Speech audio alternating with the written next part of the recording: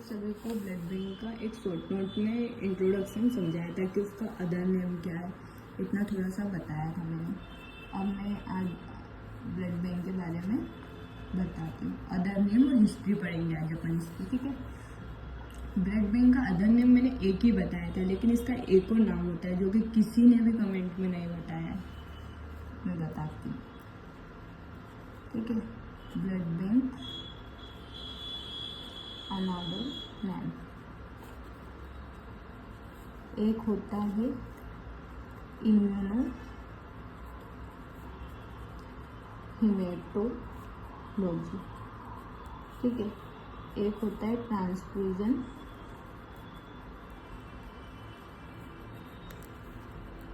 Medicine. अब मैं इसको समझाती हूँ कि इसको इम्यूनो हेमेटोलॉजी क्यों कहते हैं। इसमें 3 वर्ड आ रहे हैं, इम्यूनो हेमेटोलॉजी। लॉजी का ऑलमोस्ट सबको पता होगा, स्टडी होता है। हेमेटो मतलब हेमेटो में जो ब्लड सेल्स की स्टडी करते हैं,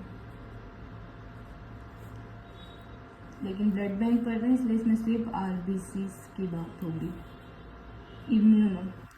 इम्यूनो हेमेटोलॉजी इसलिए बोल रहे हैं इसको, इम्यूनोलॉजी का प्रिंसिपल ब्लड बैंक में कर रहे हैं।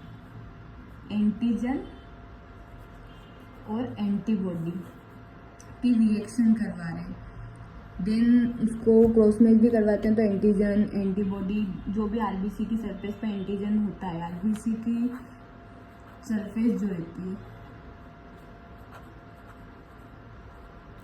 आरबीसी की सरफेस पे जो एंटीजन प्रेजेंट होता है उसकी अगेंस्ट एंटीबॉडी बनती है, उन दोनों की रिएक्शन करवाते हैं। और ये प्रिंसिपल है, एंटीजन एंटीबॉडी की रिएक्शन करवाना, ये प्रिंसिपल है इम्यूनोलॉजी का।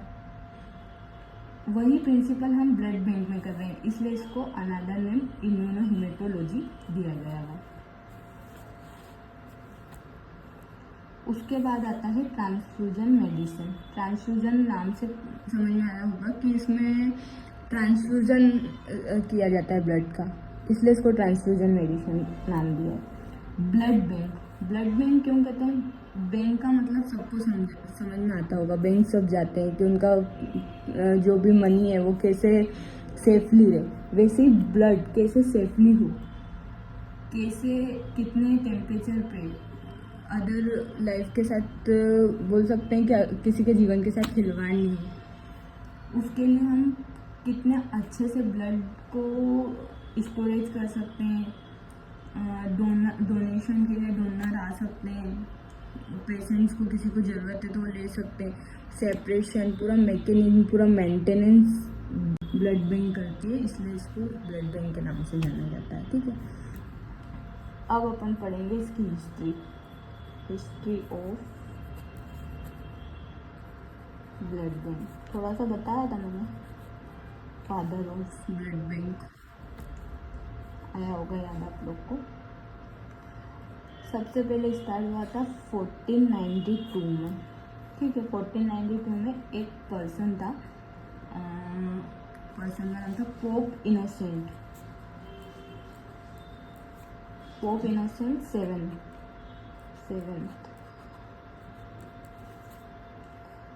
इसको डिसीज हुई थी, बहुत क्रिटिकल कंडीशन में था ये।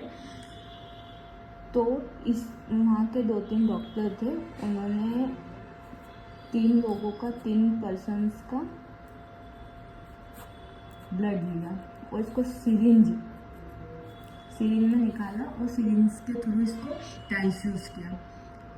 तो ऐसे तो होता नहीं, क्योंकि ब्लड फ्लोट होना स्टार्ट हो गया होगा। उस टाइम तो फ्लोट एक्टिवेटर वगैरह ये सब थे ही नहीं, जो भी था उन्होंने क्या करा, सिरिंज के थ्रू इसको ट्रांसफ्यूज कर दिया।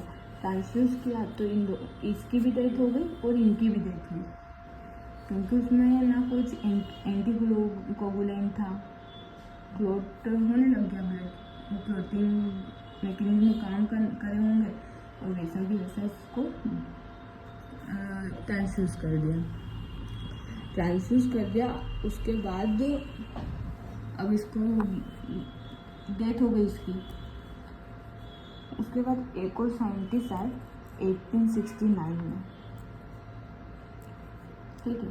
1869 में एक और साइंटिस्ट आए, उनका नाम था ब्लैकस्टोन।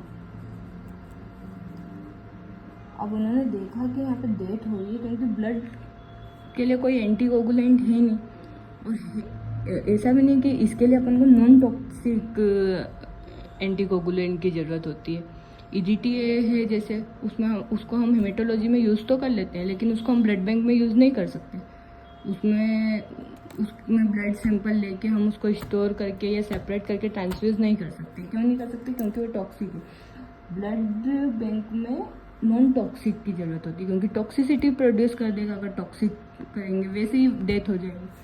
फिर बोटॉक्स ने इन्वेंशन किया एक एंटीकोगुलेंट का। ऐसा क्वेश्चन आ सकता है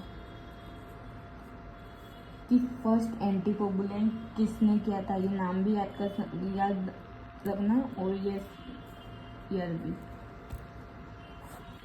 वो एंटीकोगुलेंट का नाम था सोडियम फास्फेट, जो कि नॉन टॉक्सिक था। फिर एंटीकोगुलेंट भी बन गया, लेकिन एंटीकोगुलेंट के थ्रू भी चढ़ाएंगे, लेकिन मैचिंग भी तो होना चाहिए ब्लड। फिर आते हैं कार्ल लैंगस्टेनर।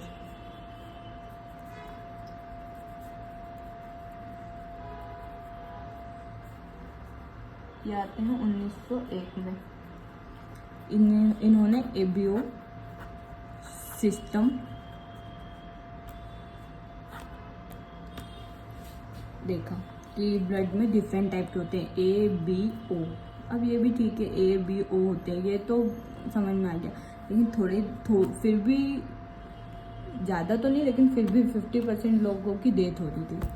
तो फिर आते हैं 1940 में। इसमें फिर आए अलेक्जेंडर एंड कार्ल लैंगस्टेनर। दोनों ने मिलके RH सिस्टम करा। RH सिस्टम का इन्वेंशन किया कि एक और ब्लड ग्रुप होता है, एक और ब्लड ग्रुप सिस्टम होता है। तो AB तो होता ही है, लेकिन पॉजिटिव और नेगेटिव भी होते हैं इसके, ये वाला एंटीजन भी प्रेजेंट होता है। तो फिर और जब से अब तक ब्लड ट्रांसफ्यूजन में कोई प्रॉब्लम नहीं आता है, और सबसे सिक्योरिटी वाला टॉपिक यही है। ये आप सोचेंगे कि थ्योरी में समझ लिया, तो थ्योरी में नहीं, इसके लिए थोड़ा सा प्रैक्टिकल नॉलेज होना भी ज़रूरी है। ब्लड बैंक में जिसने काम किया होगा उसको तो बहुत अच्छे से समझ में आ रहा होगा, और जिनने नहीं किया होगा उनको भी देखेंगे तो आ जाएगा। ठीक है। फिर मैंने बताया था शॉर्ट नोट में एक फादर ऑफ ब्लड बैंक। एक क्वेश्चन ये बन सकता है, father of blood bank, most important. Father of blood bank थे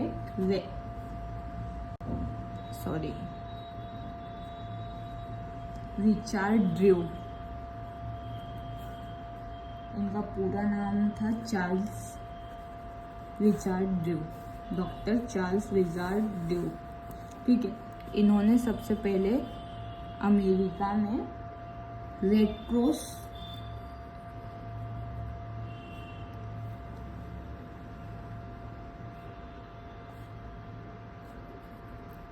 ब्लड बैंक, सबसे पहली ब्लड बैंक, ये नाम भी आ सकता है, और कब की थी? तो फरवरी 1941 में। ठीक है। इतना मैंने आपको थोड़ा बहुत बताया था शॉर्ट में, या पूरा डिटेल बता रही हूँ। ये हो गई पूरी हिस्ट्री।